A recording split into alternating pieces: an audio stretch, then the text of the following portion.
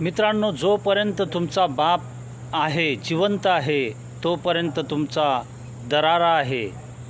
तुमचा बाप ज्या वेळेस घरातून निघून गेला तर तुमचा घर हे हलकं हलकं तुम्हाला वाटेल, काहीतरी विसरल्यासारखं वाटेल, काहीतरी हरवल्यासारखं वाटेल.